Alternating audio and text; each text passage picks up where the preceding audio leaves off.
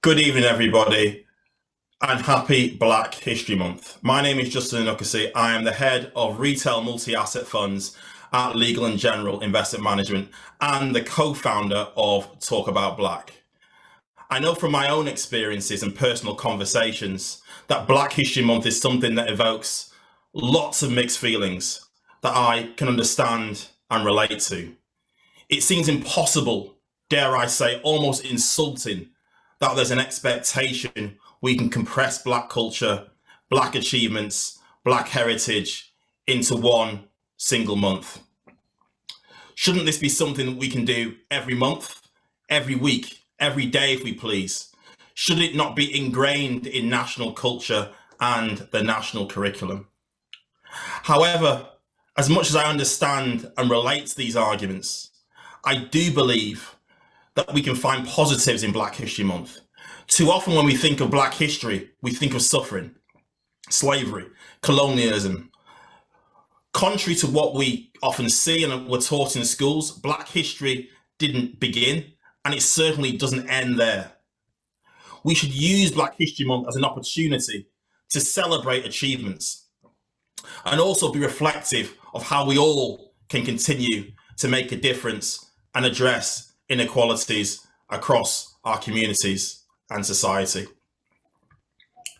We all felt collective pain, anger, and horror over a year ago in May last year when George Floyd was brutally murdered. The outrage we were feeling, however, sadly didn't bring the change that many of us were crying out for. Now, 18 months later, we've witnessed the protests, the pledges to listen and do better, but what has really changed? Yes, we're seeing green shoots. We're seeing more and more people acknowledge there are problems. Last year, we saw black squares, impassioned social media posts from corporates, taking of the knee. We're seeing more and more programs and commitments to increasing diversity.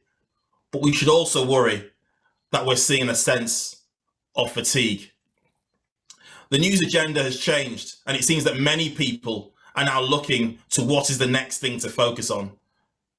And that brings us to allyship, or should I say true allyship. Many people last year wanted to be allies. They held up their I am placards, saying what they were going to do and what they were. However, being an ally is more than just holding up your identity. It's more than just saying, here I am. It's actually a doing word. It's a verb. Simply stating you disagree with racism simply is not enough. You have to be willing to act, to speak out, to educate yourself and drive change, even if it feels uncomfortable. I say this while also looking within and at myself and my own privileges. We also have to be the change that we want to see. And this is why I am so proud to work with Talk About Black and share space with others who are committed to making change and leveling the playing field in the asset management industry and beyond. We've often spoken about the kinks in the hosepipe. So we can pull up the slide now. The kinks in the hosepipe prevent Black talent from coming through. If you go onto the Talk About Black LinkedIn page, you will see articles, blogs, really describing what the kinks in the hosepipe are. Within Talk About Black, the things we've done over the last 18 months have really tried to unkink this hosepipe. So thinking about that, the kinks, there are 5 kinks. As I say, I'm not going to go through them, but community, pipeline, entry, progression, and taboo. Taboo, we've done a number of events. Today, the event, over 1,000 people registered. And we've done a number of events where we've had similar audience, where we've been talking and creating a platform for talking about some of these issues. When it comes to pipeline, we've relaunched a Catalyst after-school program led by TAB co-founder and MD at BlackRock, Gavin Lewis. CASP targets school pupils from socially economic disadvantaged areas and provides a platform linking them into the asset management industry and introducing the asset management industry, which many people would not have an opportunity to have access to. Secondly, and it's still running, the Skills Workshop, led by TAB co-founder Rachel Green, who works at Nuveen. This is aimed at pupils post-sixth form, and the aim is really to create a more diverse pipeline which feeds into the asset management industry. It consists of 3 virtual workshops with a focus on application preparation, industry awareness, workplace confidence, and it's gone down really well with the companies that have signed up. We're also big supporters of 10,000 Black interns. You'll hear more about that later on the panel. And then finally, we come to mentoring and sponsorship and the progression kink. This kink is close to my heart. And N-Circle, the mentoring circles, led by Marina Ebruba at Man and Yvonne Yeboah at Kempen and team. This really allows people who have just started in the industry to get mentored and get advice by Black senior role models to help them navigate the industry. We all know the corporate sphere is full of unwritten, unspoken rules, challenges, and structural barriers. Please go to ncirclementoring.com to sign up as a mentee or a mentor, because this is really making a difference. On top of that, we've got a mid-level mentoring scheme partnering with City Hive, one of the most forward-thinking diversity and inclusion companies in the asset management industry, focused on that mid-level point. And we've also got a senior mentoring program for senior Black talent being coached and mentored by C-suite individuals at different companies across the asset management industry. But there's also a clear focus on reverse mentoring, which allows us to try and break down some of those structural barriers that I've already mentioned.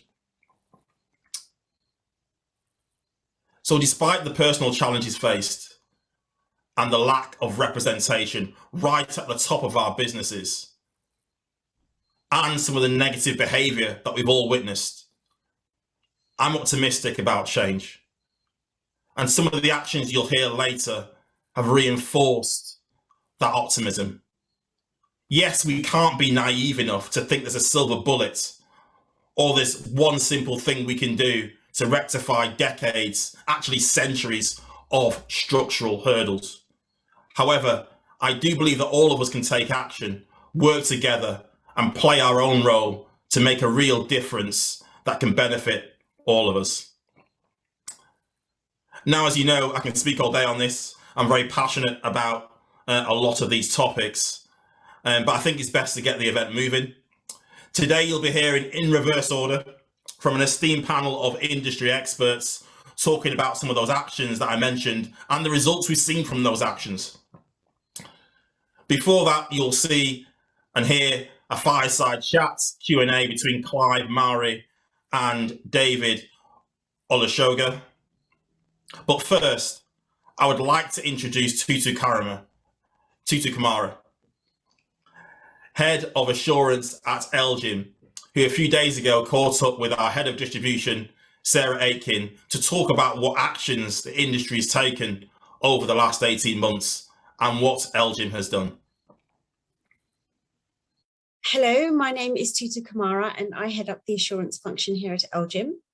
I've been with the L&G Group for 13 years in various roles, and I'm a committee member of Elgin's Culture Club, which is our cultural diversity network.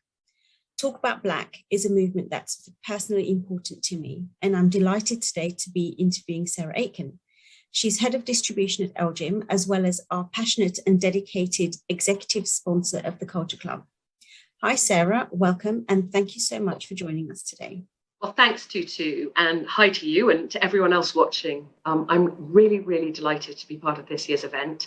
We've made so much progress already, and I'm really looking forward to seeing how much more we can achieve. Right, brilliant, Sarah. So let's kick off with a question then. This past year, we've all had a heightened awareness of the injustices that Black people face day in, day out, as well as in employment.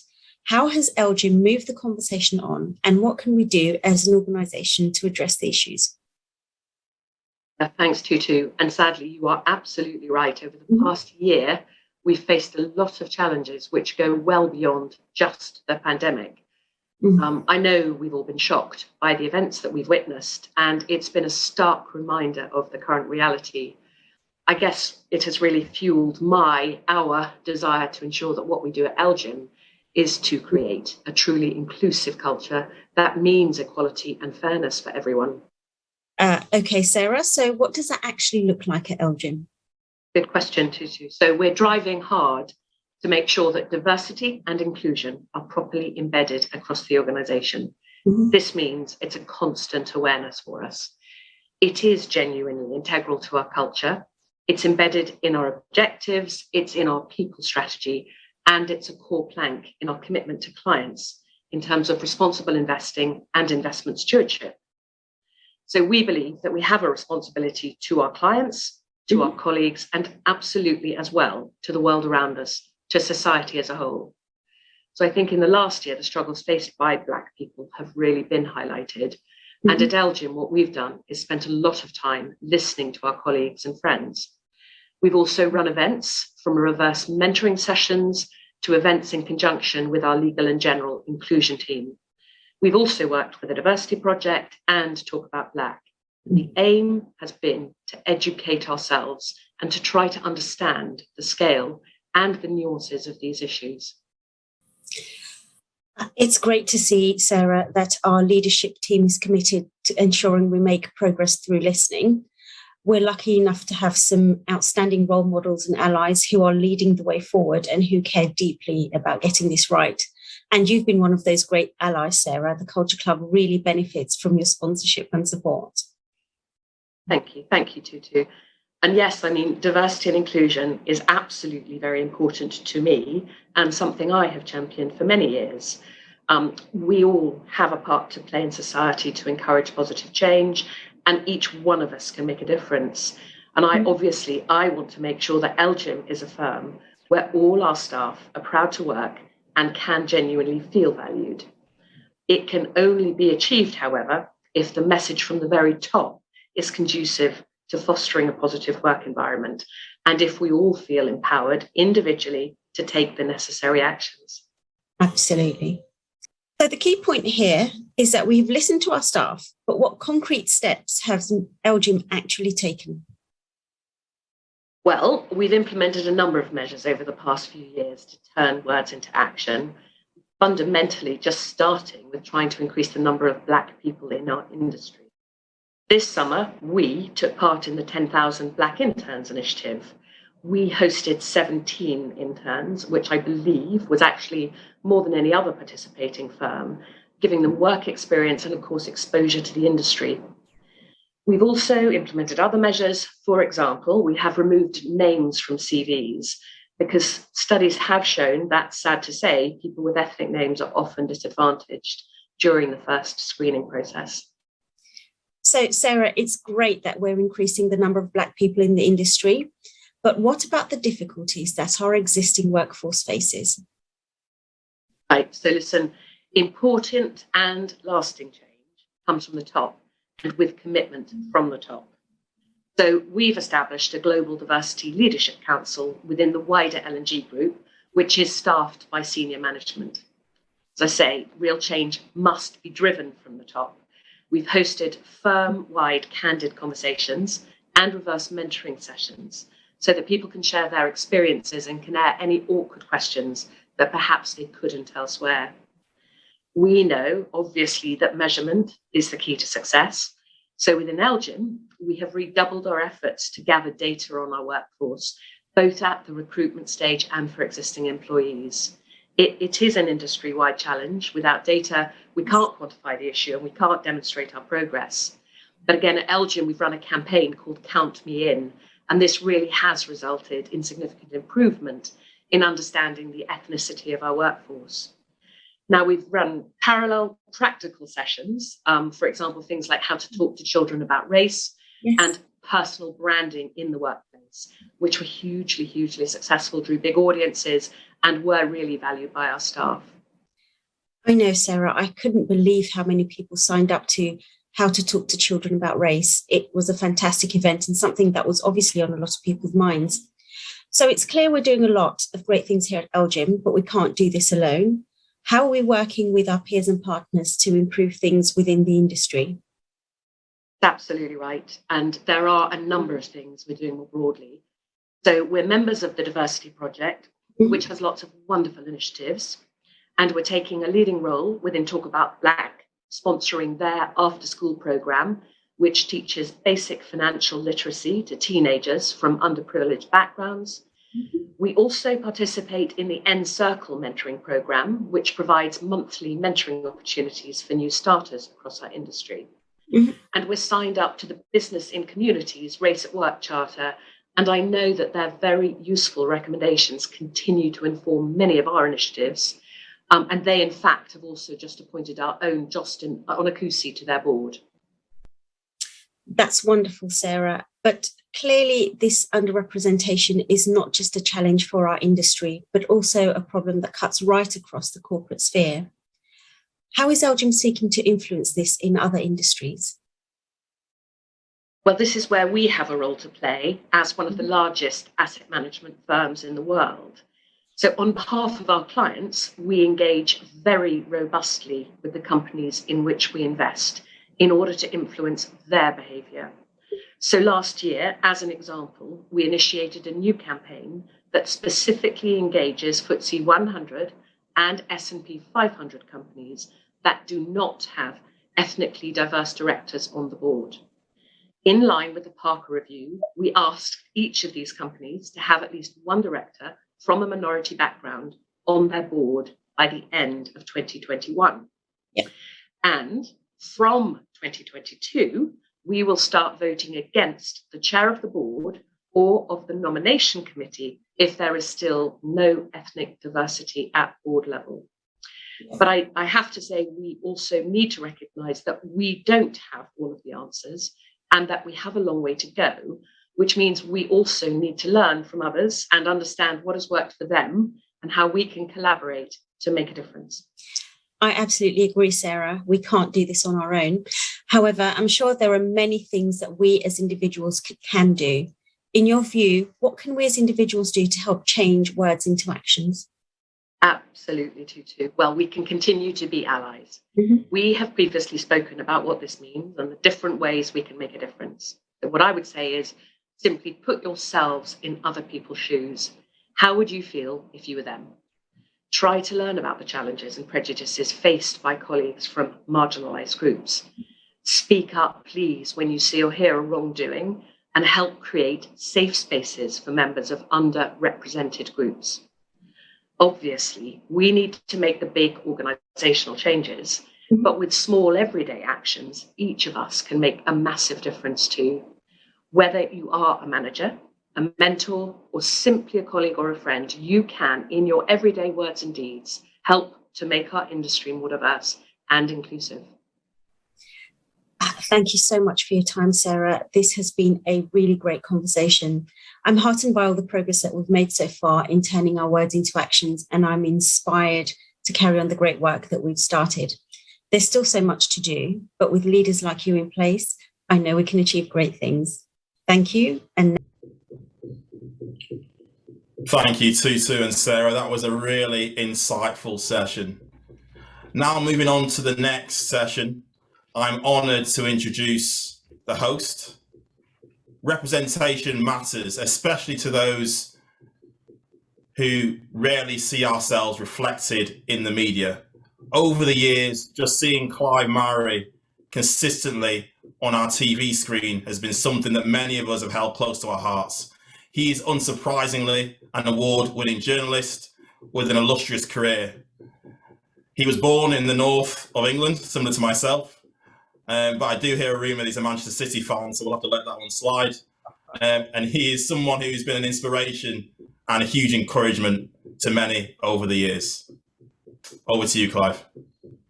Justin, thank you so much for that. My sincere apologies for being a Man City fan. I'm wearing the light sky blue colours of that magnificent team today, and we won't talk about the referee over the match against Liverpool this weekend. Let's move on. So hello everyone, it's good to be with you for this hashtag Talk About Black event in what is of course Black History Month, and what a pleasure it is, I have to say, to be able to introduce Professor David Olusoga, one of our foremost historians, a writer, broadcaster, filmmaker, you name it, he can do it. It's very annoying, I have to say. He's such a talented man and important to the conversation when it comes to diversity and inclusion in this country. We're going to talk about where we are now, almost 18 months after the death of George Floyd, when the promise of change that tragedy, awful event offered, when that promise of change burned so bright, and where we might be heading years from now when it comes to diversity and inclusion. We've already had many questions for David sent through. Please keep them coming. We'll try to answer some of them in the last 10 minutes or so of our session, around about 5:20. But first of all, David, hello to you. Hi there, how are you doing? I'm really well, and it's great to see you again. We shared the stage at the Sheffield Docs Fest, and it's good to see you again so soon after that. I want to begin with a question that I asked every single interviewee that I spoke to when I visited America back in May to report on the 1-year anniversary of George Floyd's death. It was such a seismic event, that tragedy, similar to asking someone where you were on 9/11. Where you were after the moon landings in '69. I just want to know where you were when you first saw that video of that man on the ground with Derek Chauvin's knee on his neck. Well, it's an interesting question because I've actually never watched it. I was online, I'm writing all the time. So I began to see images online, and I clicked on a few things and just stopped straight away, because I think, like a lot of Black people, and I've been talking to my friend David Harewood about this need for self-protection.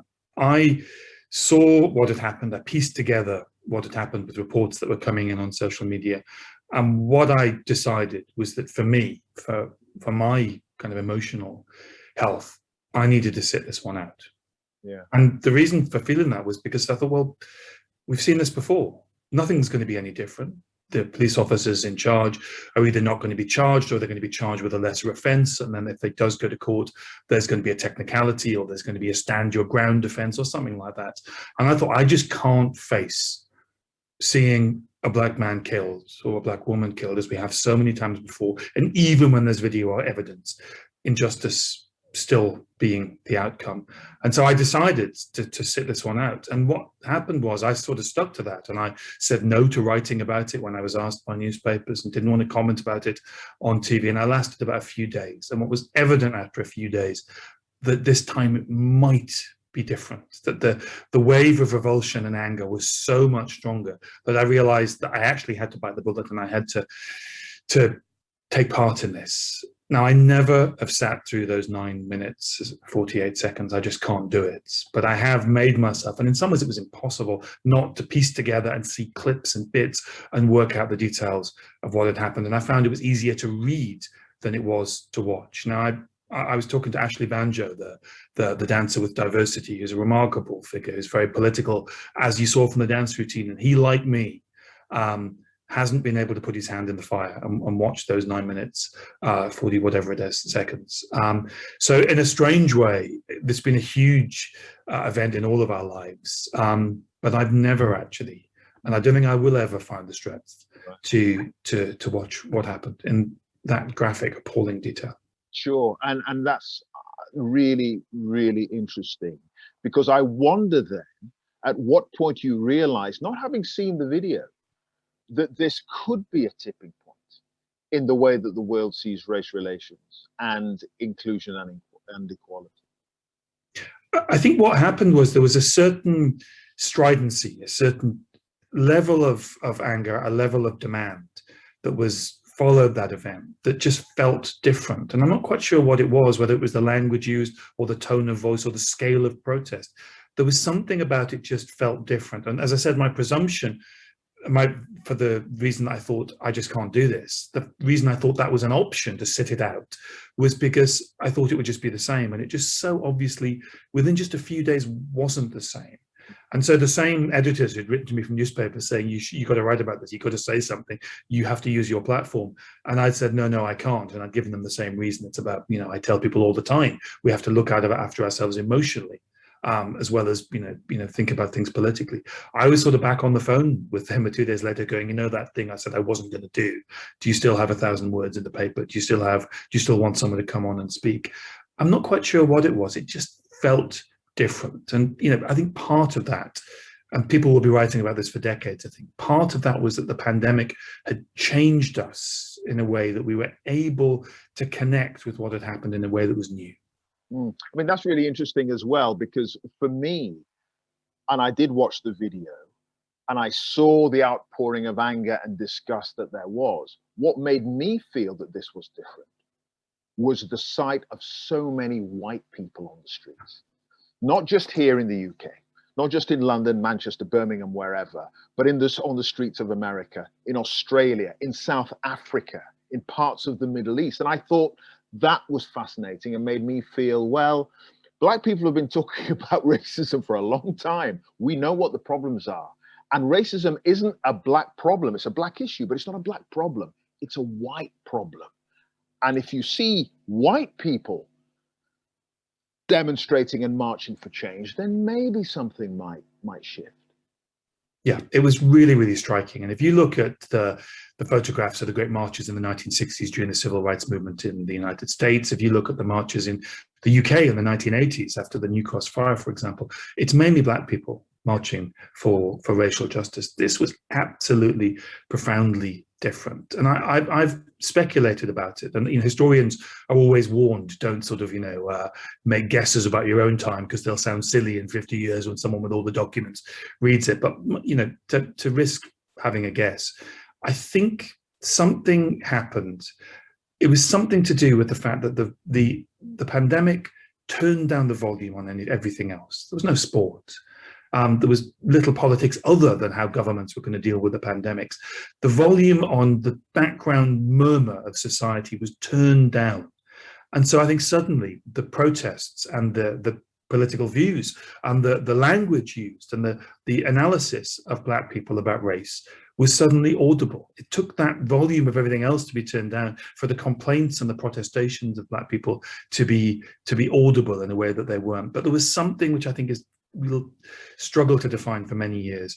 There was something about the protest and about what had happened to George Floyd that everybody could get. The fact that people in New Zealand from the Maori communities, people in Australia from indigenous communities there could say, this is like us. The fact that the Dalit community in India could say, this protest, these demands, this moment speaks to our struggles and our history as well as that of African Americans, I think was really, really important. What happened in Britain was, it's really interesting to go back and read newspapers from those days after the murder of George Floyd. What was said to Black British people is what is always said.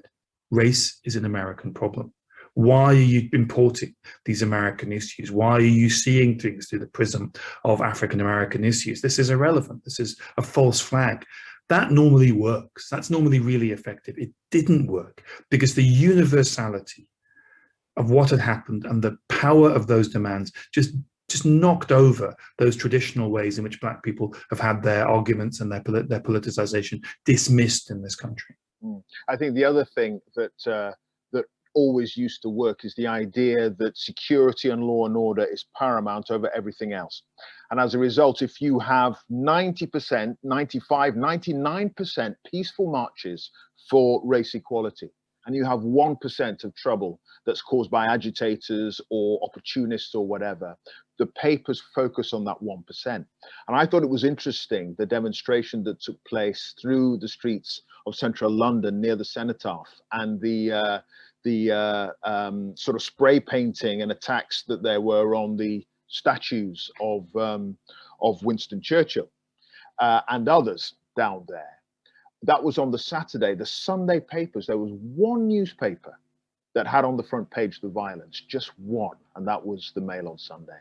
And I thought that was a marked shift in the idea that you can find excuses not to talk about dealing with race. And those excuses have worked time and time again in the past. And Trump tried it with violence and tried it with security and law and order, and it didn't work in America again. One more reference to the past before we move on to the present and then the future. Do you think that failure of the right to marshal its usual artillery in dealing with questions of race, and we saw it with the civil rights movement and so on, they're communists, they're this, they're that, the other. Do you think all those excuses have now finally been put to bed when it comes to dealing with race today? I think those arguments work with the people for whom they work.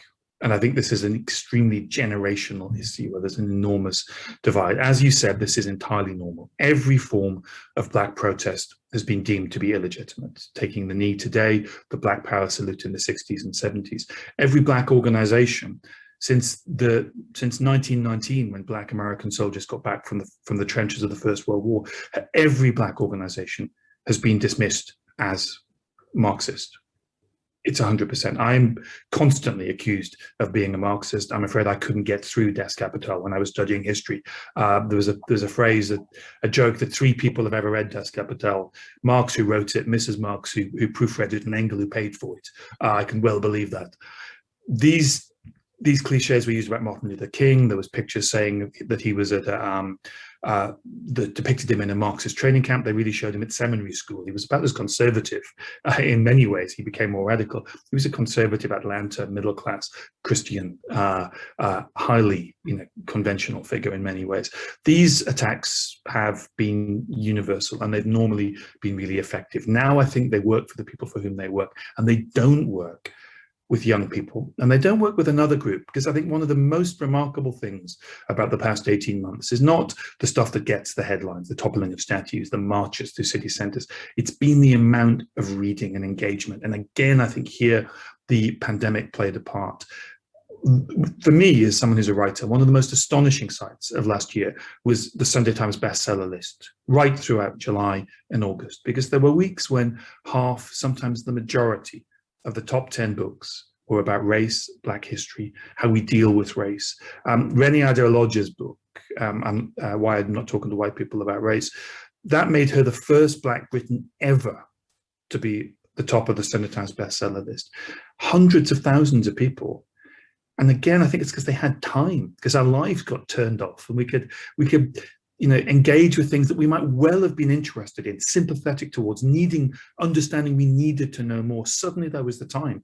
Hundreds of thousands of people engage with these ideas in ways that hadn't happened before. And I think it's not just that that there were more allies among white people for these issues at the beginning of the year. I think there were more allies generated by the process. People who went out and said, I understand something's happening here, and I understand that I need to understand it better. Incredible amounts of engagement. I can see that to the people who read my books. I can see it from the people who engage with the things that I write as a journalist. I've never before known white British people want to discuss these issues with the level of energy that I've experienced in the past 18, 20 months. Are you worried then, as we sort of seem to see the light at the end of the tunnel when it comes to COVID and the pandemic, that those issues within our society that were highlighted by the pandemic and the deep divisions between class and race and so on, that were exacerbated by COVID, as we move out of this horrible period, that realization and that understanding of the divisions and the fissures within our society will get covered over again, and we'll forget about them again, and we'll just go back to normal? I really don't. And I'm not somebody who's normally accused of being over-optimistic. I write about empire, slavery, and colonial genocide. I'm rarely in the top 10 list of most optimistic people in Britain.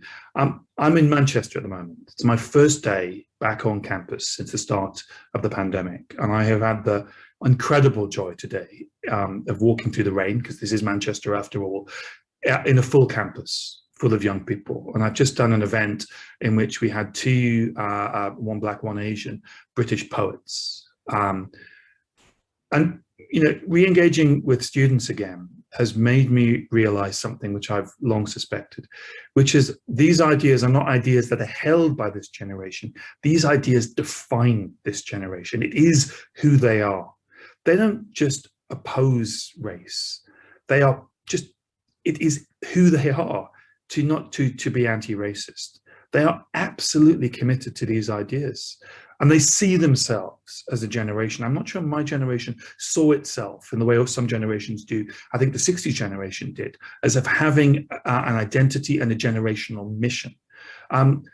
They are going to change this country according to their ideas, their priorities, and their passions. And my God, social justice is their passion, to an extent that, you know, it's quite sort of, even though I agree with them on most things, it's kind of quite overwhelming at times because of the passion with which they held it. And now here I'm a hypocrite. As a young person, I spent my entire time lamenting everybody I knew because they weren't out on marches and they weren't chaining themselves to things as I was as an ecological campaigner and a campaigner against race. I was constantly fretting about South Africa and these issues. And I probably drove everyone around me crazy because I was so political. I would just be normal in this generation. They are really radical. And there's a very simple question. In which direction is a society likely to move? Towards the priorities of the old or towards the priorities of the young? They are going to make these changes happen, and we may as well get on with it. I had a very interesting experience over the last few months. I've had to do a lot of press and publicity for a certain quiz show that I'm presenting now. And I had one interviewer who is in his 70s. He's not a racist, I don't believe. If anything, he's probably more of a misogynist. But anyway, he was playing devil's advocate a little bit too forcefully in his questioning. And he basically said, what would you say to those people who would say that you only got this new job because you're Black? Forget the Royal Television Society Awards, forget the Peabody Awards, forget the, you know, all the achievements, forget all that. They'd say you just got it because you're Black. And I responded and said, well, you know, I don't really have much time for those kinds of people and blah, blah, blah, blah, blah. The PR handler for the BBC was 23. And after the interview was finished, she took me to one side and she said, I'm so sorry. I'm so sorry. I cannot believe that we put you through that. You don't have to do any more interviews for the rest of the next 3 or 4 months. You don't have to do any interviews. I just cannot believe this happened. It did not conceive to this young woman who's 23 that someone might be in the position of thinking that race was the only reason upon which I would have been picked for this particular job. And it was an interesting thing to see, because I didn't realize, I suppose, how different young people are to my generation and potentially your generation in living in a multicultural society that is just all around them. And it's nothing different. It's not new. It's just part of who they are, and it underpins who they are. And again, a little bit like you, I'm not noted for being an optimist, particularly given most of the kind of reporting that I do. But that filled me with a level of optimism that I don't think I've experienced about the future and about race relations in particular for a long, long time. And I was truly impressed by this young woman and by her generation as a result.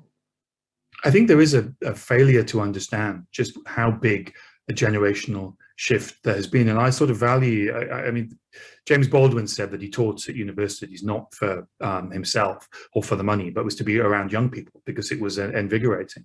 I think that's never been more so the case, because I think I would be very pessimistic about the culture war drumbeat that comes from Westminster and the tabloids if it wasn't for those encounters and that, you know, working as a professor with young people. I think it's one of the reasons why what happened in the Euros this summer was such a remarkable event, because I wrote at the time that team that is what Britain in its 20s is like. The average age of that team is about 25 and 10 months, I think now, or 7 months. Average age of an MP is 51. Average age of a journalist is about the same. Yeah. So we are used to encountering Britain in its 40s and 50s and 60s. That is the voice of Britain that we're familiar with. It's our politicians, our journalists, our academics. Sport, because sport obviously excludes people of our age with crumbling bones and wheezy chests. Sport allows one of the few arenas in which young people are thrust to the forefront, and we can hear their priorities and listen to their voices. And that England team, that is what Britain in its 20s looks like. And it's also, it's exactly the thing that we were saying about diversity. That team, they are from all over the former empire. They're from Nigeria, they're from Jamaica, they're from Ireland. 13 of that team could have played their football for another nation. They're from Trinidad, Tobago, St. Kitts.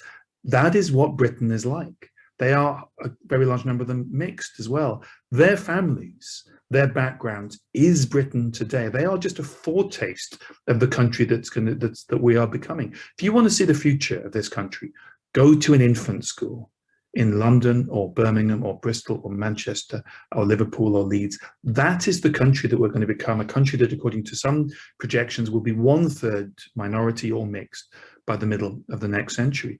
They're already at school, those kids. Who are going to be that demographic. Their older brothers are the sort of kids playing for the England team. And look at the reaction to them. They expressed who they were, what their political and moral priorities were. And politicians decided to try to exploit that, and then backpedaled when they were incredibly successful. And then in their one and only defeat, something incredible happens. There is an awfully depressing moment of inevitability when the racism comes after the missed penalties. And then something I didn't predict, which was this absolute outpouring of support and outrage at what had happened. That is a country that has changed. I was brought up in the 80s, like you, Clive. I never thought I would look to the England team and its setup and its supporters, or some of its supporters, as a place to feel positive about race relations in this country. I never imagined that I would look to the England manager as somebody far more than any politician to speak honestly and frankly and powerfully about these issues of race, identity, our history, and our future. That story is, again, I mean, to me, it's not as significant as events as last summer, but it shows that last summer was not a blip. It wasn't a moment. I don't even think it was the beginning of a movement. I think it's part of a process that we are now in the early years for. I do think, and I may regret this when I'm an old man, I do think we look back at these months as a point at which we say, well, there was a shift in consciousness, or at least an awakening to the fact that there had been a shift in consciousness. Yeah, I absolutely agree. I was convinced once the new season started and the FA, the Premier League, had decided it was going to continue to allow players to take the knee, I was convinced the boos would come. And even now, we're, 10, 12 games into the season, and I turn on Match of the Day and Gary Lineker does his introduction, and then they go to the pitch and the players take the knee, and I am waiting for a boo. It's not there. It has not happened. Has not happened.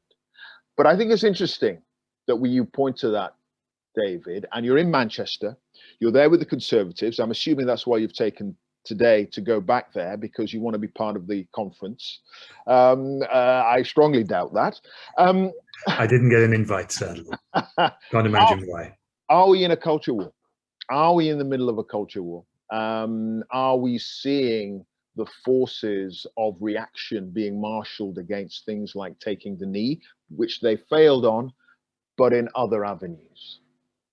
I think those who are engaged in a culture war are engaged in it. I think there's everything to suggest that the vast majority of people aren't.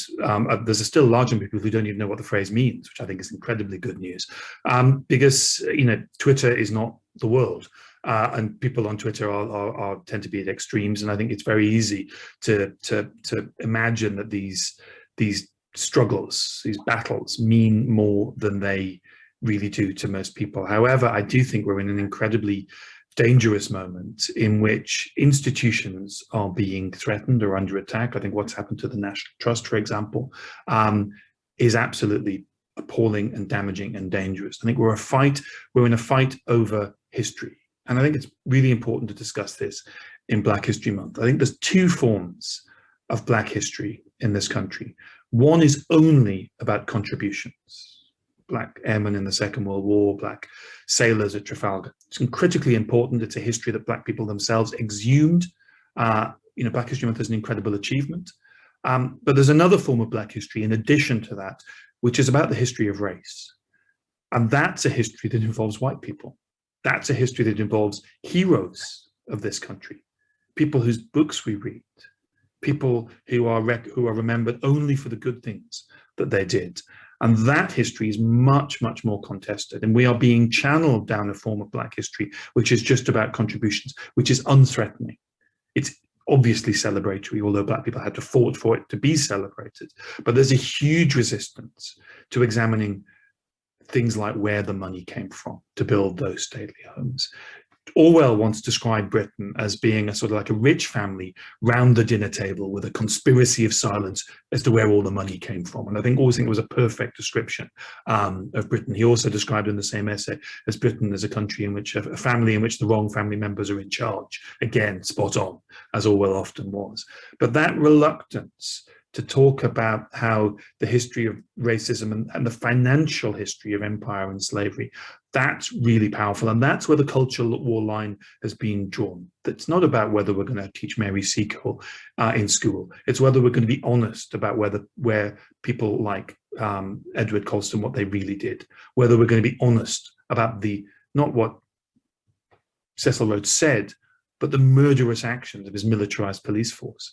I think there's huge resistance, and this comes to a question about what is our past for? Is it there to make us feel good, or is it there for us to think about where our nation came from, where its wealth came from, who we are as a people, where we've been and where we're going? Is history, is it, to use their own phrase, is it a safe space, or is it a place to be challenged?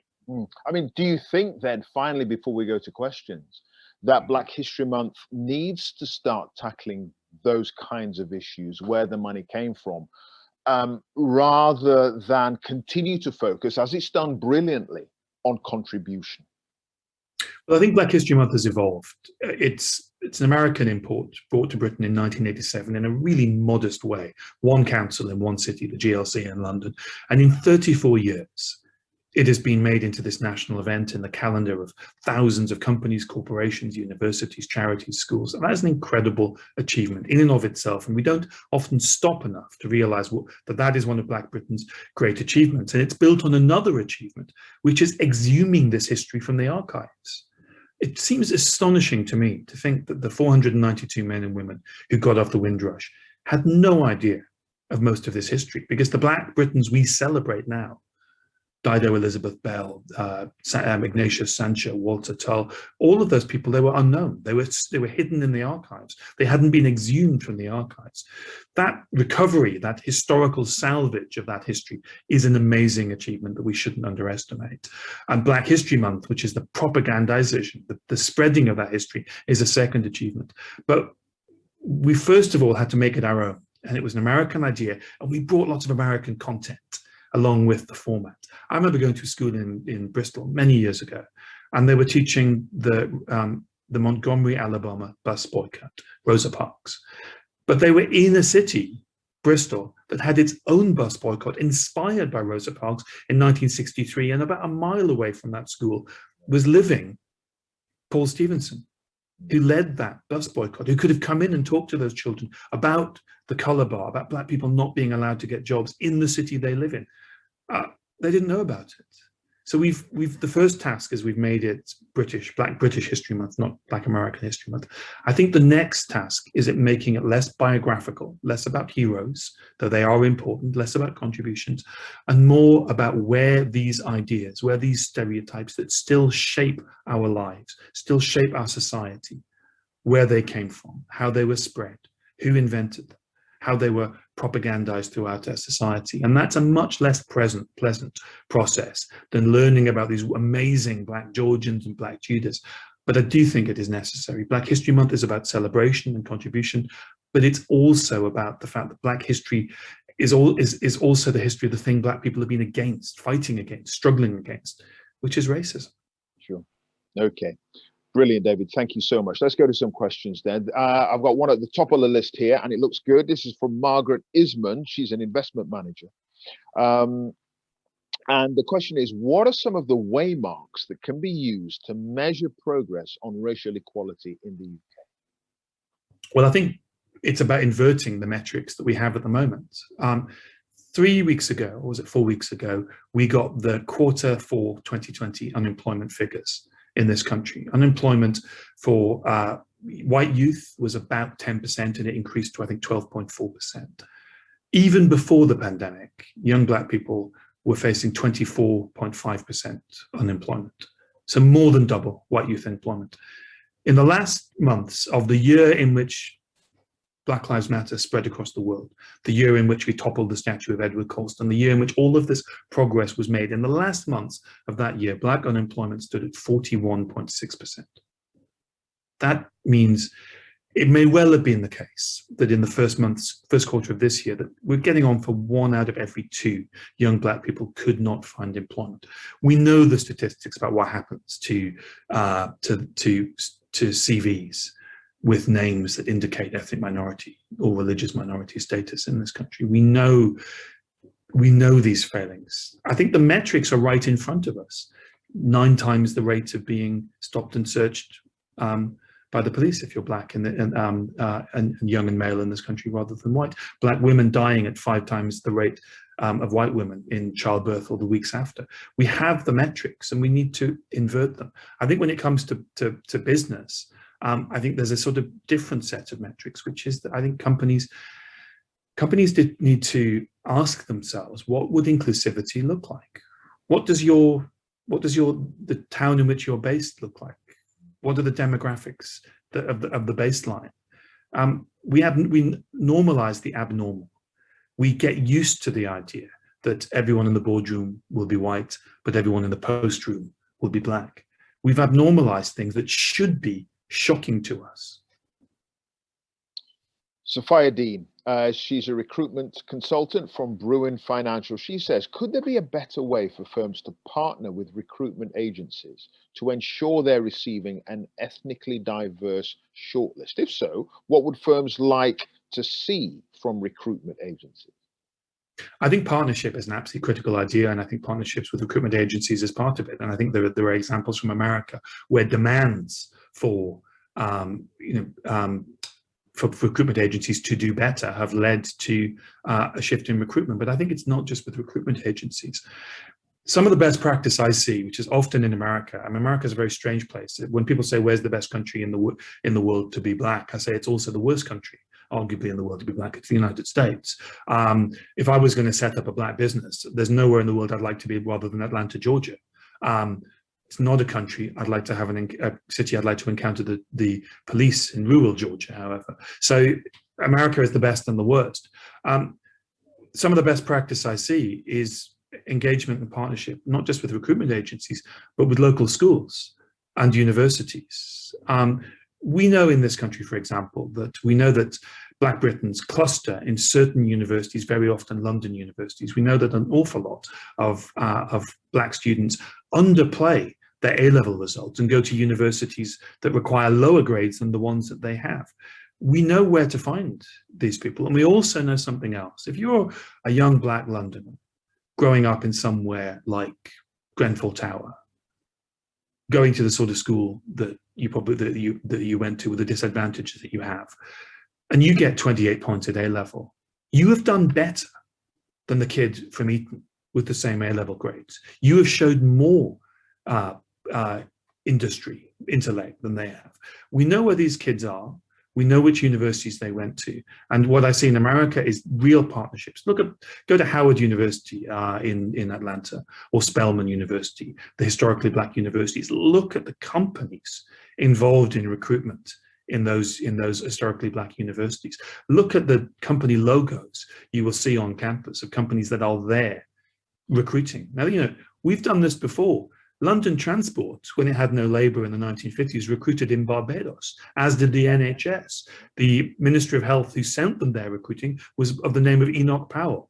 We know how to recruit black workers for menial jobs when there's a labour shortage. We need to learn to recruit skilled, highly educated black people at source, at university, not just through the recruitment agencies, but by being proactive, interactive, and out there in the community. Yeah. Brilliant point, brilliant point. This, I think, is going to have to be our final question. This is from Michaela Palmer, a program coordinator. How do we turn social media engagements and sometimes rage into real and lasting change? I think we need to not use the language of people engaged in the culture war. And I think we need to disconnect from people who use that language. People who think that a young kid who's working for Deliveroo but lives in London and has a degree is the elite. These arguments are utterly ridiculous. These are forms using language to create divisions. We need to absolutely reject that side of social media. And I think if you do that, then I think there is possibilities of using social media, because it is the way young people communicate. I mean, I'm astonished by how WhatsApp is used in West Africa, how it is the place where you would sort of, not only would you see the advert for your job, you might well do your interview over WhatsApp. Yeah. These are just technologies. And I think, when people say social media is bad, it's a bit like saying books are bad because Hitler wrote Mein Kampf. These are just mediums. We can use them in any way that we choose. But I think it is about, being aware and being alert to those who are using them for culture war, divisive narratives, and disconnecting from those people and disconnecting from their language. When people ask me, to go back to Black History Month, when people say, where's White History Month? I'm not answering that question. The question I have is, why are you asking that question? And why do you feel empowered to ask that question? Very often we need to reject the terms and the binaries offered to us and throw those questions back in people's face. Why do you feel the need to say these things? Exactly. Great point to end on. David, as ever, thank you so much for enlightening us all with your thoughts and ideas. And to everyone who sent in questions, apologies we couldn't get them all to David, but thank you. The questions we did get were excellent. And yeah, hashtag talk about black. It's been brilliant. Thank you so much. And Justin, it's back to you. Thank you, Clive, and thank you, David. That was top class, and I've been completely blown away by how insightful that was. In particular, I thought that what really opened my eyes was when you spoke about this generational shift, and that the younger generation are focused on anti-racism and social justice in a way that the older generation, the 40s and the 50s, simply aren't. I think that was really opened my eyes to something that we are maybe on the cusp of, some real change, and maybe we see the dials of conservatism and liberalism moving over in the future. So my job now is to introduce the panel. The panel will be hosted by David Olusoga. It's a panel of esteemed experts, industry experts, as I mentioned before. So I'll introduce David and he will introduce the rest of the panel. So firstly, David, co-founder of Reddington, founder of Mallow Streets, co-founder of TAB, co-founder of 100 Black Interns, now 10,000 Black Interns. I'm sure you co-founded something else, which I've left out. Yes, so over to you, David, to introduce the panel. Well, look, thank you so much. And this has just been amazing so far. Absolutely superb.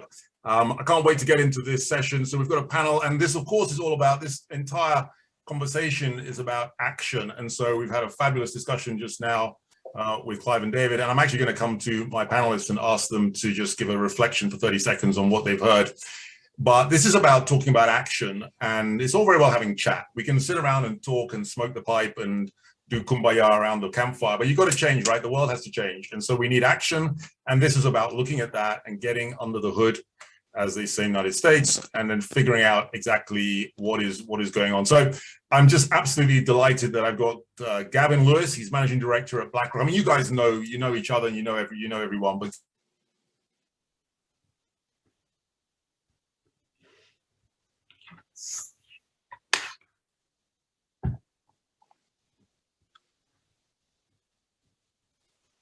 in our history.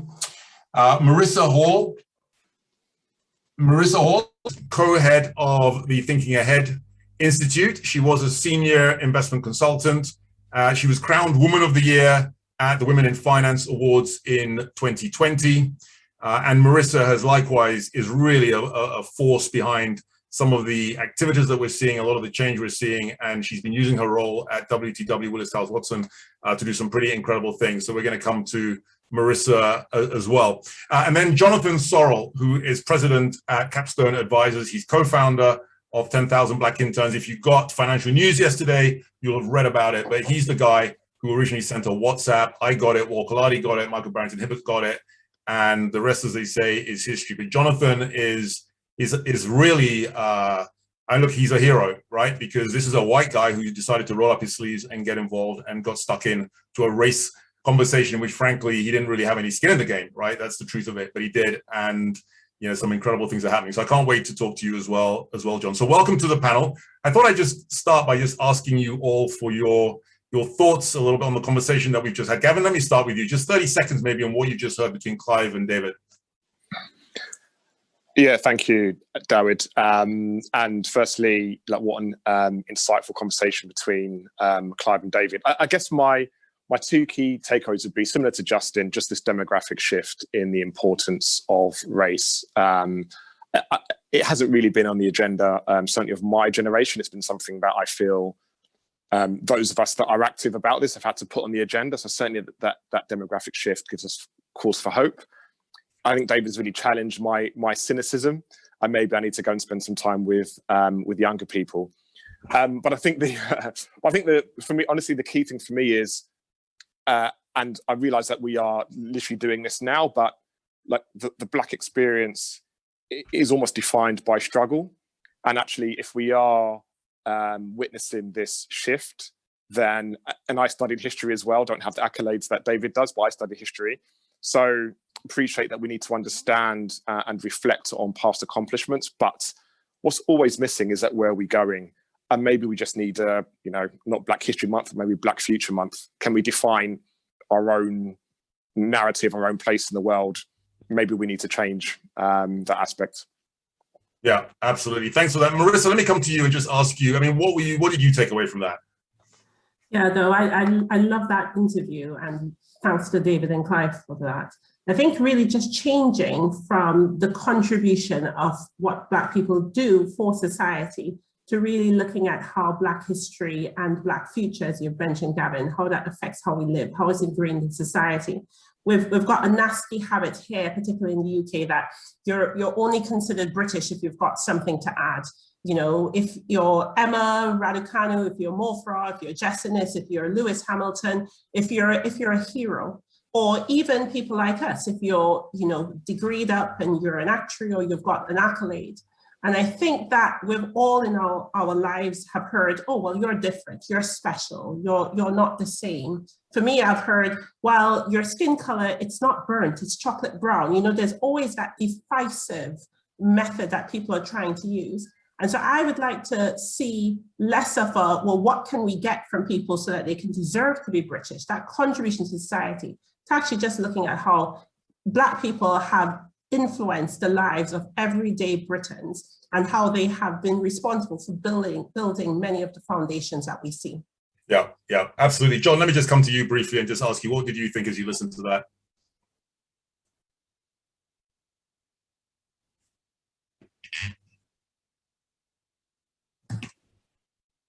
Oh, you're on mute, sorry.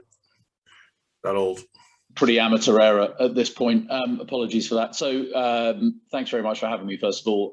Look, what I was trying to say before I unmuted was that it's such a layered and complicated, tricky topic to understand, particularly if you're not Black. And certainly as I became involved in the underrepresentation of Black people in investment management in particular a few years ago, it was an issue about which I knew frighteningly little. And it's also one of those issues that the more you find out, the less you understand it to some degree. So these conversations are enormously important to engage with. But it does lead you, I think, to the topic of this panel, which is these are very complicated topics. They're extremely difficult to solve. If they were easy to solve, we probably would have done more by now. And it does lead you to the conclusion that we need real action to make incremental gains. And so whilst having the conversation is undoubtedly critically important, it's also important to translate all of that conversation into real action. Yeah, thanks so much. Yeah, totally. Well, look, Gavin, let me come back to you. Tell us a little bit about what you're involved in. You're one of the co-founders, Talk About Black, but you've been doing some very powerful work. Can you just tell us a little bit about, and we talked about the kinks in the hose pipe, which of the kinks are you addressing and how's it all playing out? Yeah, and it's a good segue from Jonathan, who said this is very, very complex, because the issue that we have is that there isn't a silver bullet that resolves this challenge. It really is a multi-layered approach, and obviously kinks in the hose pipe, unkinking that hose pipe. There's no point in unkinking one part because the water gets stopped in another. So we have to unwind all the elements. And what we've really been focused on is mobilizing ourselves as a Black professional community and trying to impact those different obstacles. And the first really for us is education. So we do know that there's an underachievement of minorities, but in particular Black boys and girls in education. So we've launched a school program that I'm pleased to say has relaunched post the pandemic, and we now had the first session last week, and that really is equipping students, young people, school children with the tools, but more importantly, the aspirations to forge a corporate career. It gives them a professional qualification. It gives them mentoring by people in the industry, and we have representation from 25 schools in London. And we're also really pleased that we'll be providing, hopefully, these young people with a bursary that will enable them to actually buy school equipment or help fund their university places, so overcoming the economic challenges as well. That's one kink. There are others. For example, it's no good these students actually getting a qualification if they don't know the unwritten rules of the game when it comes to interviewing, when it comes to performing in their first role, when it comes to graduate positions. So we've also launched the skills workshop. And that really is to imbue these students with, here's how to navigate the environment, here's how to navigate an interview, here's how to write a CV, here's how to answer questions, psychometric tests. And again, we're really pleased to see that we've had over 60 companies sponsor the program, over 41 careers fairs, 800 students, and that should really move the dial. There are other kinks, clearly, and that is when you do get in the workplace, there are challenges in terms of retention and career progression. So again, we've launched a range of mentoring programs for young Black and minority professionals, where rather than coming to me for a coffee, we'll actually go to a group, and there are other people that can actually provide these students with knowledge, much more than, for example, just a few of us in Talk About Black can. So we really try to democratize that mentoring from us and to the students. And again, we've had over 180 Black professionals with 0 to 10 years experience who've gone through that program. And I know that would you like to be provocative, and I would just say that this is us mobilizing ourselves. We probably do need to see more from the industry, because we can't necessarily solve these problems, but we are demonstrating what we can do and what we can bring to the table. Yeah, it's powerful. I've seen the mentoring. I've seen all that at close hand, and it's very, very powerful. Well, look, we're going to come on to landing your message with the audience as well in a second, but I'm just going to come to Marissa. Tell us a little bit about thinking ahead, and just not just thinking ahead, but just your perspective. You have a vista across the entire industry. What are you seeing? What's happening? Just give us 3 minutes on that. Yeah, no, it's an absolute privilege to work in the Thinking Ahead Institute. So this is an innovation. Well, look, we're going to come on. Set up by Willis Towers Watson, and we work with a number of large asset owners and asset managers across the industry. So really focused on building that sustainable future. And as part of my work, as you said, it's a privilege to get that overarching view of the industry and to really be able to go deep into organizations and find out, well, what are you doing around diversity? What are you doing around culture? And the progression that we've seen over the years, I think, is that diversity, well, particularly over the last year, diversity moving from a single factor issue. So it was all about gender. It was all about, okay, well, look, we've hired X number of women in our organization. And then George Floyd happened. And then you had all of these CEOs saying, wait a minute, hold on. We didn't realize that there was a problem of our necessity. We didn't realize that our Black employees were going through that experience. And, as David mentioned earlier, I did watch the George Floyd video. I wouldn't normally watch it, but I was completely just shocked and appalled. And I think, you know, it was one of those things where it makes you feel sick to the very core. And for me, that meant we had to do something, you know. And what has been sad is, I think, historically, you know, you get desensitized, you get accustomed to police brutality, you get accustomed to unfair treatment, discrimination, tropes about Black men and Black women. And that changed everything. And I think moving into the industry, it therefore made a more powerful conversation, speaking to asset owners and asset managers and saying, well, okay, you've been focusing on this single factor issue, but diversity is not just about being a business imperative. It's not just about winning RFPs and getting talent in. And indeed, more asset owners are looking for diversity being on the agenda of the asset managers. But it actually needs to be part of your organizational identity. It has to be built into your values. This isn't a nice to have. This is something that needs to be. And if you're not competing in this space, then it's something I assure you, as an asset manager in particular, you're out of the game. And so I've seen a lot happening across the industry to various extents, but for some reason, still not enough. And this is why it's so important to kind of move from, you know, the words. So we had the black screens, we had the CEO statements, and what are the actions? So what are some of the actions quickly, you know, maybe just in 30 seconds? What we've seen is, you know, 10,000 Black interns. Wow, who would have ever thought that over the last 2 years, you could even have an ad saying, listen, we're looking for the best and the brightest. We're looking for people with potential. You know, the Catalyst after school program that Gavin mentioned, you know, my organization just signed up a few days ago, just rejoining that, you know, just to show our commitment to being able to get those 16 to 19-year-olds. You know, this is like sports. You know, you don't wait till the players come knocking at your door and say, oh, look, I'm Michael Jordan, I'm ready to play. You know, you have to go out and you have to nurture them and you have to build them. And then you could, and you can't turn around and say, oh, there's not enough talent, there's not enough potential, I don't know where everybody is. You have to work for it. And I think that's the change that we are starting to see, but we need to see more in our industry. Absolutely, absolutely. Thank you very much indeed, Marissa. And John, I'm going to come to you now. It will not be lost on our audience that you're a white guy, and you're not the token white guy. You have done like literally an insane amount to move this cause forward, and you know, I'd like to personally thank you for that. I want you to tell us a little bit about 10,000 Black interns. Maybe roll it back a bit. How did you even get involved in this? You know, why you even? You know, like I said, you have no skin in the game. Like, you know, tell us a bit.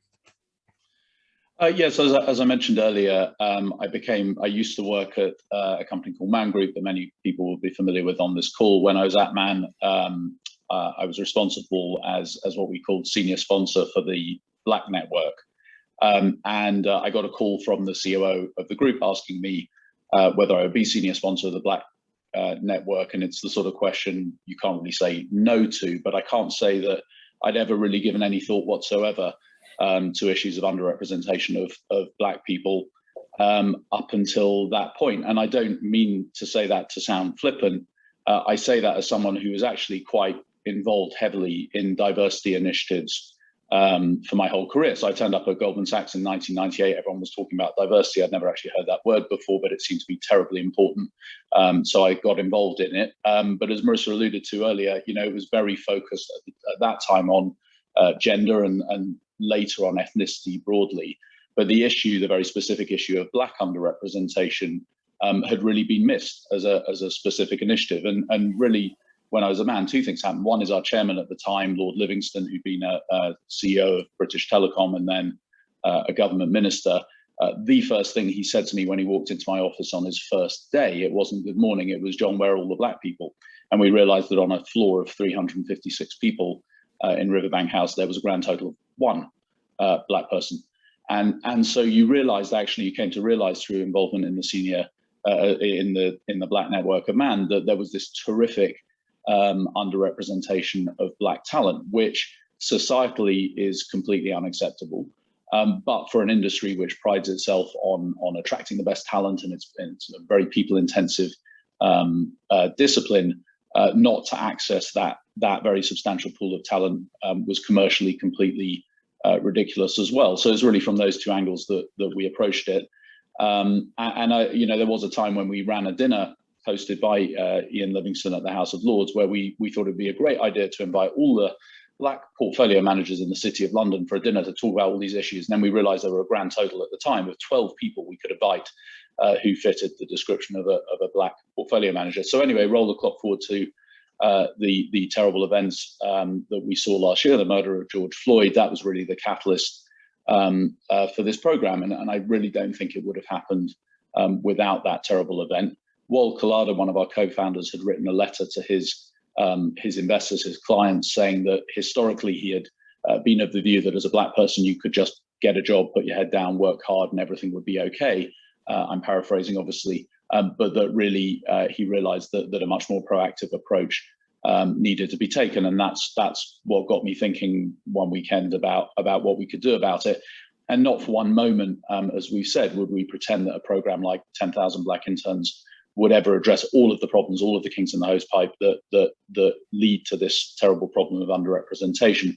But we hope it's a very meaningful step in the right direction. And what I think that program has taught us since we conceived of it in June of last year is there's a terrific will amongst companies of all descriptions to try and help address this problem, and that we can really take advantage of that, which is not to say that actually we care that much about the needs of the companies themselves as we put this program together. This program is exclusively about students and making sure that we present a really broad array of opportunities to Black students in the UK that they may not be aware of themselves. And let's not forget that the problem of the underrepresentation of Black people in these industries is crossed with a socioeconomic dimension. So people have been very far away from these career options as they've grown up. I have two elder brothers who were investment bankers. It was always pretty inevitable where I was going to end up, but other people obviously a long way away from these careers. Number one. And number two, even if people are aware of these career options, there is a received wisdom, which frankly I would have dismissed as an idea several years ago, but there is a received wisdom that somehow these career paths are just not available for people like me, people like Black students. And so those are two things that we really want to crack through this program. So we obviously started this in quite a narrow field. So the idea being to give 100 internships in investment management roles for Black students. And long story short, that idea expanded in and of itself. And this year we actually ran a program that included 500 internships rather than the original 100 target. And I should say sectors like recruitment and health data research also joined the program this year. And then once we got that up and running, people from other sectors showed an interest in a broader program in their sectors as well. And so, rolling the clock forward to today, we have over 2,000 positions open in 700 or so companies across 24 sectors, everything from healthcare to sport to law to banking to media, companies from Google to Goldman Sachs. I'm trying to think of other ones beginning with a G, but you get the idea. And it's an incredible opportunity for the students because they can do internships not just in their penultimate year, but also at any year of their education. And what we hope is that this program will be a journey as people embark on their careers and give them a series of experiences that provide them with a really critical edge as they. Well, let me jump in. That is a great summary of all that's happened. Thank you for that. I'm just going to go across to Gavin, then we're going to just develop this a little bit. But Gavin, I'd love to know over the next 3 years, what's your vision for the work that you're involved in? How might that play out? What do you think the world looks like? How do you change the world? And looking forward, maybe 3, 4, 5 years, what if you dared to dream? What could we see? Thanks, David. So honestly, that we don't need to have sessions such as this. Sure. The reality is we probably will, but actually that these sessions are not full of people that are my hue or my skin tone, but actually there are more Jonathans like speaking about this and speaking about what actions I've taken. Because as I alluded to, if you think about every movement that's had an impact, it's generally been organic and it's generally been like revolutionary by the people that have been impacted by this. So the gender movement, it was women, the LGBTQ plus movement, it was that community. Black Lives Matter, to where it's been its community. The challenge with this is that by virtue of the fact that we are minorities does mean that although we can probably punch above our weight and that we do and can have an impact, that there is an inequality there that is hard to overcome. So it does feel like to really move the dial, then the majority need to take this on as well. And I mean, really take it on and own it and invest in it, because we can only do so much. Do you see that happening? You see that happening, Gavin? I mean, do you think you're starting to see some green shoots? How optimistic are you? I'm neutral, I'll be honest. I mean, I think you have people such as, Jonathan and certain organizations that really seem to take this issue seriously. But the reason why, in Clive and David's discussion, the optimism was about the previous generation, or the next generation, sorry. The optimism is not about our generation. And right now, it's our generation that, hold the keys to the castle, and our generation that need to make the changes. And I have to say, there is too much burden on the small number of Black professionals and activists who are doing this. You make a difference when it gets to where something like climate change is. When people go home and they're thinking about inequality and racial inequality in the same way they are about thinking about climate change, when they stop, using plastic bags, and they stop, they start driving hybrids, when people start thinking about what actions they can take, not just in the workplace, but in society, then we'll see some change. I'll be honest, I think we're still some way away from that. Yeah. I'm just going to bring Marissa in. And Marissa, and the initiatives that you've seen, I mean, how hopeful are you that we're going to see real change? Are you neutral like Gavin, or are you a little bit cup slightly more than half full? Where are you? Oh, tough one. I'm a natural optimist, but I must admit it's probably for the next generation. What I want to see is just more people power. I want to see people really speaking to their pension funds. We work with a lot of asset owners and really trying to make their money matter.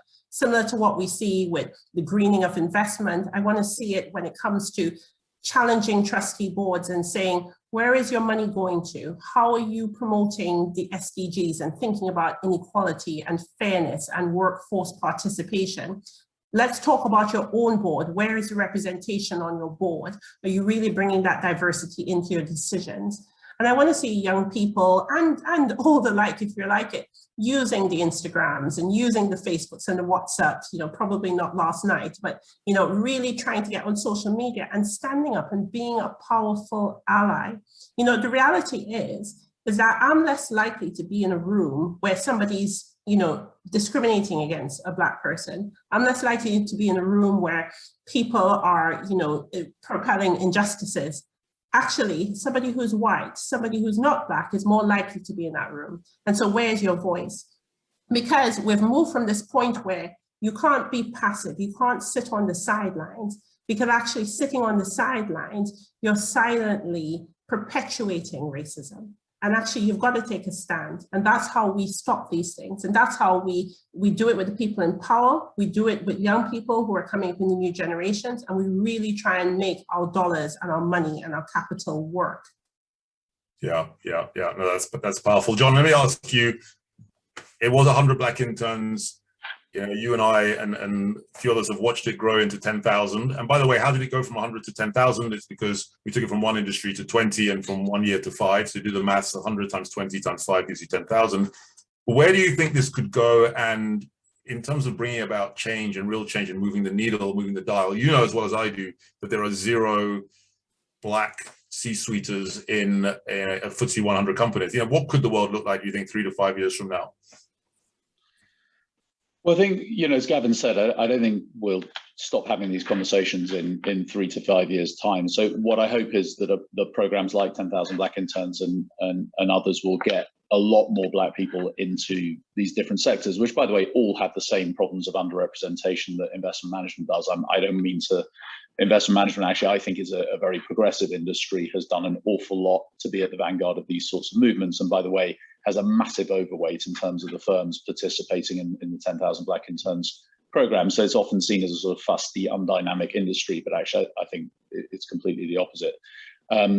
So we get loads of people into these sectors that all have these problems, and then we need to focus on the issues of progressive progression, and ISH have a very poor understanding of what all those issues actually are, and I know that that's been a big theme of your and Gavin and others' work. So I hope that we move to those issues of progression and help people progress their careers, and then it's not in 3 to 5 years time, but in 10, 15, 20 years time, we should see a completely different top layer of all of these organizations. But obviously, when you look at any sector, whether it's partners in big four accountancy firms or CEOs or board representation, I mean, it's a shockingly bad situation. No one, well, very few people are happy with it. No one on this call is happy with it. But you need to make these incremental steps, and to make it embedded, sustainable change, you're going to have to deal in a very nuanced way with all of these issues of progression over time. But as I said, this program doesn't seek to address all of the problems it couldn't, but hopefully it's a real step in the right direction.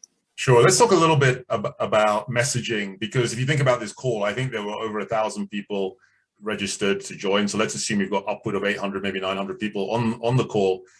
That's a lot of different segments of the workplace. We've got young Black graduates all the way through to people who run HR, through to, I'm sure we've got some CEOs and some people in the C-suite here. We've got middle management. We've got a lot of people that we're talking to. Let's try and land some messages, because it's all very well talking. We've got to actually see some change.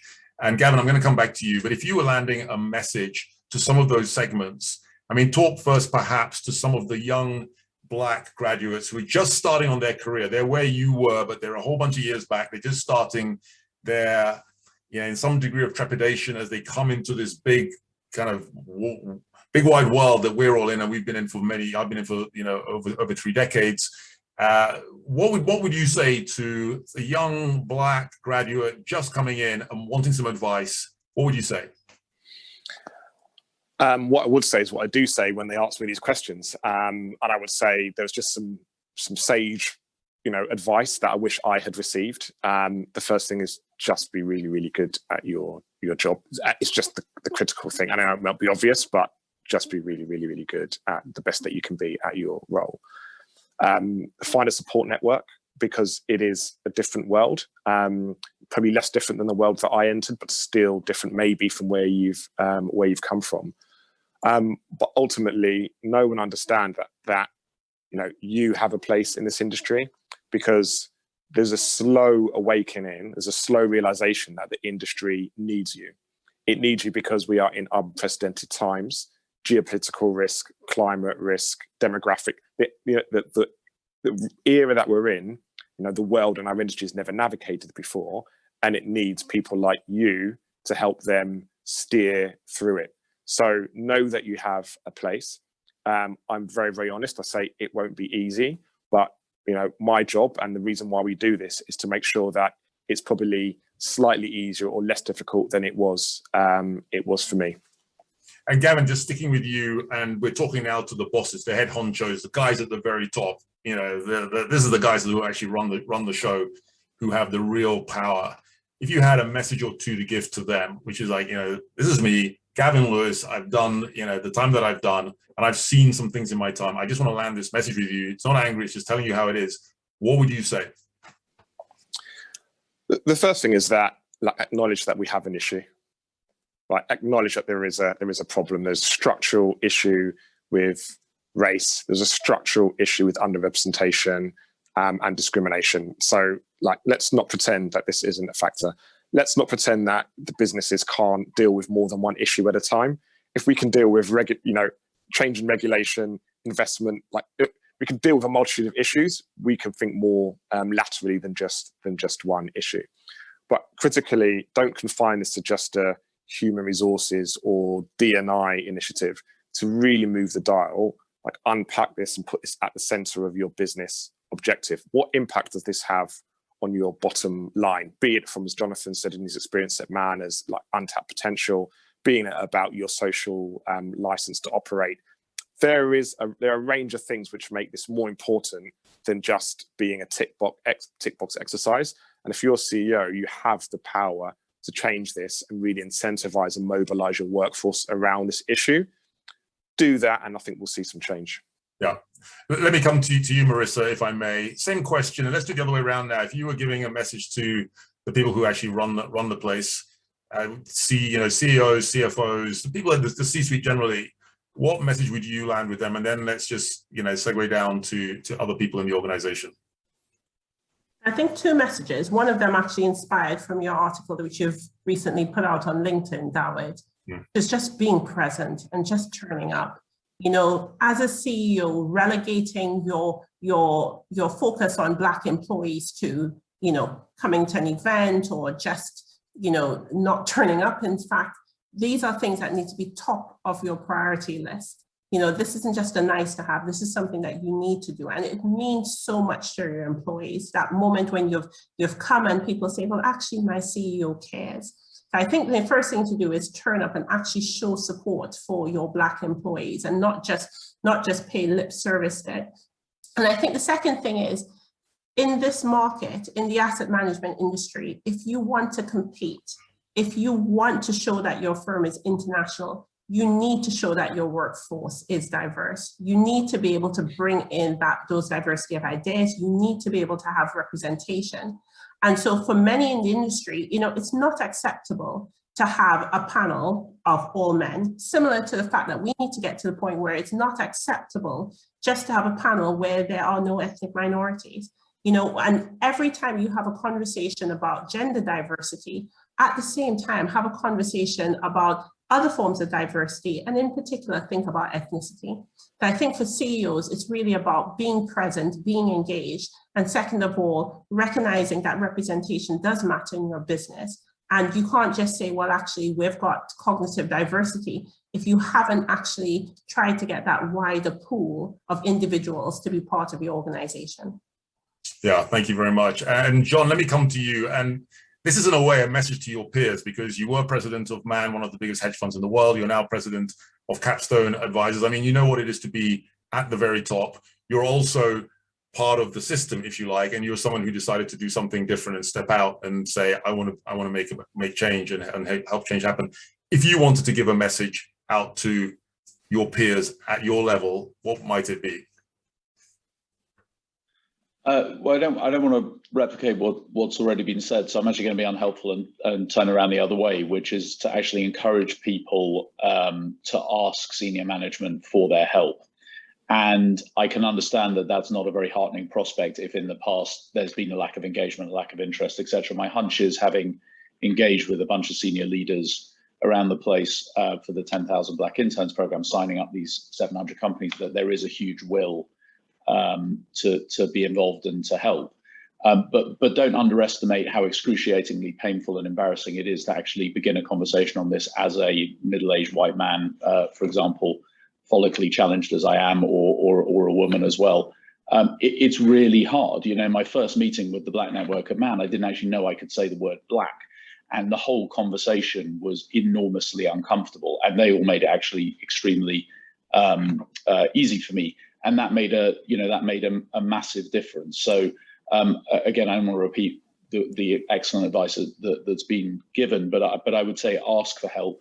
The worst that can happen is, I suppose, they say no. That would be very dispiriting, but I do think the will is there to help, and try and make as easy an experience as possible for someone to help.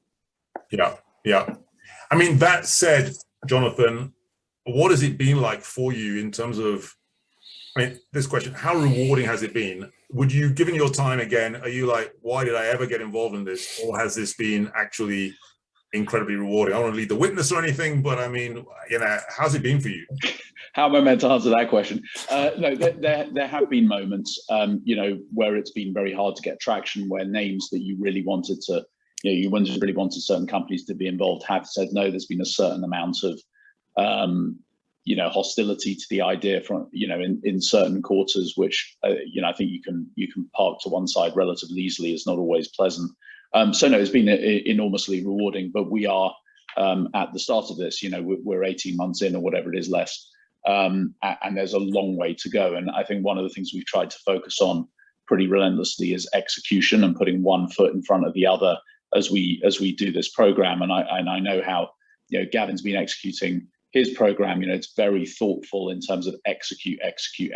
And and enormous credit for not being derailed by COVID, for example, because it's very easy to just sort of put your hands up and go, I can't do anything right now, and you just have to keep going. So it is very rewarding, and I think there's a lot of progress we can make, and that's hugely exciting. And you can park any near-term aggravation probably.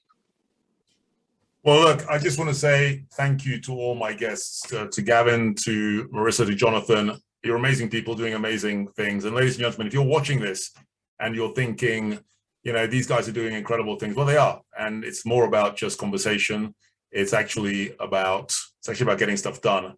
I think it's Jeff Bezos who has tattooed or inked somewhere, gradatim ferociter, step by step, ferociously, and that's the only way to get things done. It's amazing how many people say to me, there seems to be a lot of talk, but not a lot of things happen necessarily around these areas. And I think that's right. So thank you very much indeed for taking the time out. I'm just gonna wrap with a few words, and then I'll let you go. But I was still wondering how to wrap this, and these are just some reflections, I guess. Those of us who are from a minority community.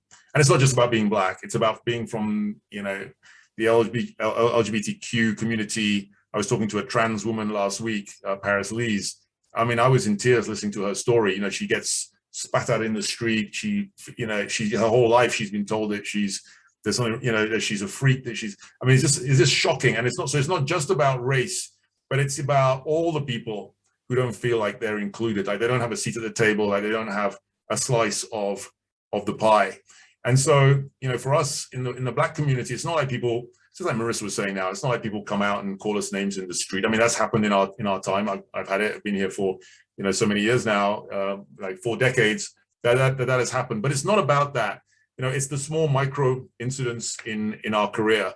It's the time that maybe you went to an investment conference and someone asked you whether you'd get some more wine, or just assumed that you were you were there to stamp the tickets on the door, or the time that you got asked to show everyone's showing you their ID, even though it was your firm.